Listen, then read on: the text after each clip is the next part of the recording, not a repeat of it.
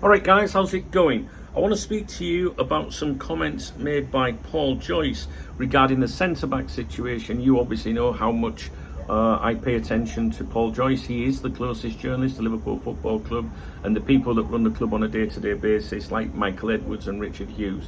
When Joyce speaks, I listen, and I always think, what does Michael Edwards want me to know? Every time he says something, that's what I think. The same with the articles, and I always think, why am I hearing this? Whose benefit is it for? Now, Paul Joyce has mentioned Marc, right? And I think this is now the fourth time he's mentioned him, probably in as many weeks. And I think this is where, you know, Hughes and Edwards are using Joyce to get that message out to Palace. You know, I think Liverpool want to sign Guéhi in this window, but the valuation that's been put on him, or the asking price, is, you know, not attractive when this player is available on a free next year. I also believe that the player does want the move to Liverpool, and I have a little feeling, if you like, because listen, how do I know what's going to happen or not, right? So all the people in the world that you can be contacted with, that you can trust, can have opinions and tell you things, but you know, even Richard Hughes and Michael Edwards probably right now don't know if it's going to happen. But I'm of the opinion that the player wants it, Liverpool want it, and I just have this little feeling that I think it will happen this window, but Liverpool won't get mugged off. So again, I'm going to state the obvious and say, well, you know, if Palace, you know, if their arse doesn't collapse later in the window, then I think Liverpool will wait until he was available on a free next year. However, I don't think Palace are in a position to reject a good fee for him. All right. So anyway, basically what Paul Joyce has had to say is there is certainly going to be a push to bring a defender in. They have been looking at a young Italian centre-back, Giovanni Leoni, who we know about. Inter are favourites for him at the moment, and apparently the player appeals, you know, staying in Italy carries an appeal to him. It appeals to him staying in Italy.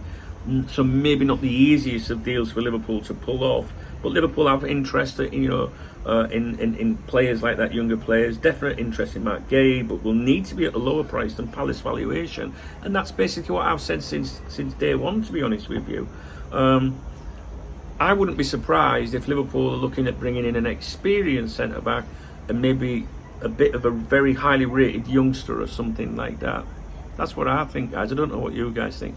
In the other video I just did, the Fabrizio Romano commenting on Isak, he provided a very brief little opinion, not much of an update, to be honest with you. In that video I did touch on the centre-back thing a little bit. So for me, I just think that Joyce is working with Edwards and Hughes to keep the message out there, to amplify that message about Guéhi to Palace, and I think later in the window Liverpool will make a proper attempt to sign him. It's a bit like what I've been telling you about Canate and Real Madrid, right? So a Madrid-based journalist a couple of weeks ago, writing about Real Madrid, pro-Real Madrid propaganda, etc., said Perez wants to have Canate's name out there every day in those Spanish football dailies to put pressure on Liverpool to sell this summer, right? It's the same as what Liverpool are doing with Palace with Guéhi, if you like, using Joyce to get that message out there, even Ornstein, right? And with the Perez thing, right, what this journalist said was Perez wants Canate's name out there all the time to put pressure on Liverpool.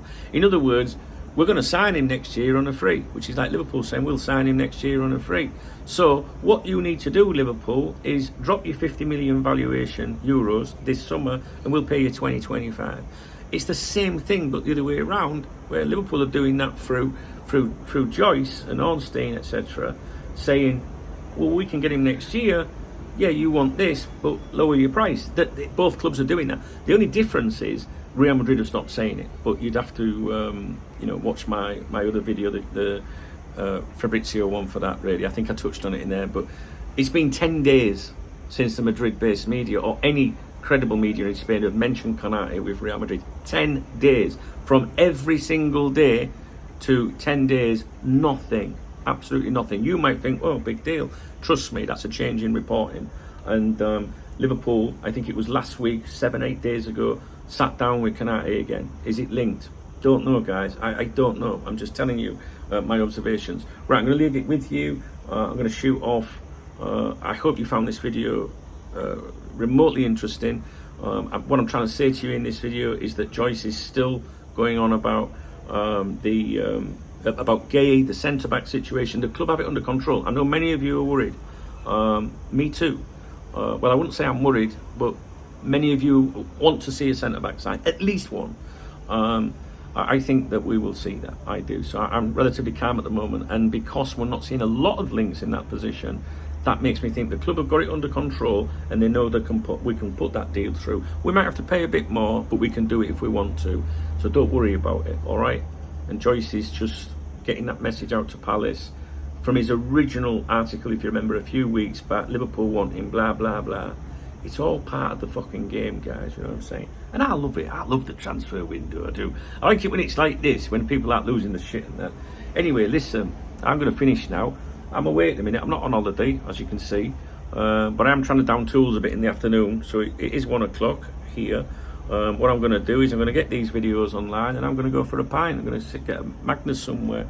I said that yesterday. I went out. I had one Magnus last night and came back to my room. I was knackered. €6.50 for a Magnus. Fuck that right off.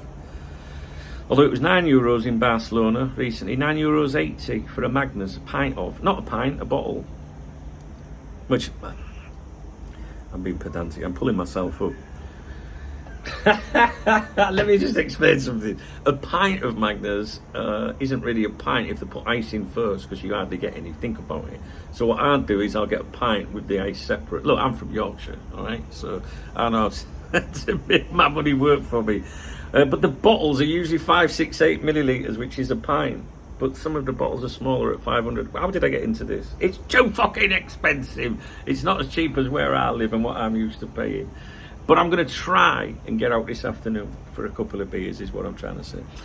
If you enjoyed this video, please thumbs it up. Please drop me a comment. If you want to buy me a beer or a coffee to support my channel, there's a love out under the video. It's called a thanks button, the super thanks button. I always give the people that walk with me, that do that, a shout out on my morning briefings on my other YouTube channel, the Duncan Oldham channel. The link to that is in the video description to that channel, and it will pop up on the screen. I've done a morning briefing on there already. It's an hour long.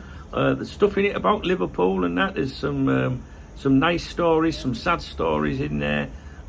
It's for those of you that have got more time on your hands and patience, I think. All right, guys, I'll see you in a bit. Take care. Don't worry. Isak, Guéhi, I won't be surprised if we sign them both, to be honest. I love this transfer window. Transfer deadline day on here is going to be great. We're going to have a live stream all day and all night. It'll start about 5 or 6 in the morning. Last year we did 17.5 hours live just for Sleepy Chiesa. Fucking hell. If we could do 17.5 hours and have a good laugh like last year, this year we'll have a proper day. I think it'll be great. Alright guys, you take care, and have a great weekend if I don't see you again today. Alright.